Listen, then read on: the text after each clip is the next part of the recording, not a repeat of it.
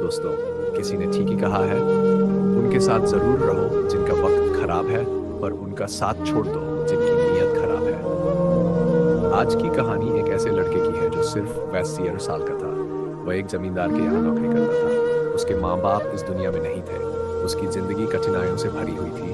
वह रोज काम पर जाता, पैसे कमाता, घर आता, खाना बनाता, खाता और सो जाता। यही उसकी दिनचर्या थी। लेकिन एक शाम कुछ ऐसा हुआ जिसने उसकी जिंदगी को बदल दिया। जब वह अपने काम से घर लौट रहा था तो उसने देखा कि एक बूढ़े फकीर अपनी पीठ पर 3 बड़ी पोटलियां लादे एक नगर से दूसरे नगर की ओर जा रहे हैं। वह बहुत थके हुए लग रहे थे। चलते चलते वे एक पेड़ के नीचे जाकर बैठ गए।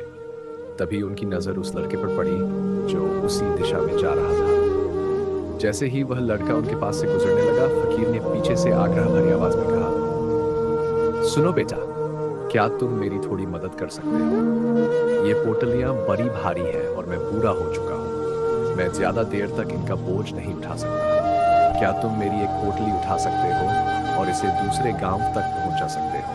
इसके बदले में मैं तुम्हें 2 सोने के सिक्के दूंगा। ये सुनकर लड़का बोला, कोई बात नहीं बाबा, मैं आपकी मदद के लिए तैयार हूँ। बताइए, आपको कहाँ जाना है? ये कहते हुए उसने पोटली उठा ली। लेकिन जैसे ही उसने उसे कंधे पर रखा, उसे महसूस हुआ कि ये तो सच में बहुत भारी है। फिर भी उसने कुछ नहीं कहा और फकीर के साथ चल पड़ा। कुछ देर चलने के बाद लड़के ने फकीर से पूछा, बाबा, इस पोटली में आखिर ऐसा क्या है जिससे ये इतनी भारी है? फकीर मुस्कुराते हुए बोले, इसमें तांबे के सिक्के हैं बेटा, इसलिए भारी है। फकीर की ये बात सुनकर लड़का मन ही मन सोचने लगा, लगता है ये बाबा जरूर कोई व्यापारी है, तभी तो इतनी भारी पोटलियां लेकर चल रहे हैं। लेकिन उसने जल्द ही अपने विचारों को झटका दिया और आगे बढ़ता गया। फिर रास्ते में एक नदी आई।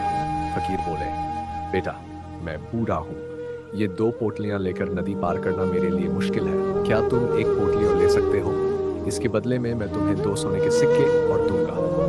लड़के ने मुस्कुराते हुए कहा, बाबा, आप मुझे शर्मिंदा कर रहे हैं। मैं आपकी मदद के लिए बिना किसी सिक्के के भी तैयार हूँ। जैसे ही लड़के ने दूसरी पोटली उठाई, उसे महसूस हुआ कि यह भी बहुत भारी है। नदी पार करते हुए उसने फिर से पूछा, बाबा, इस दूसरी पोटली में क्या है?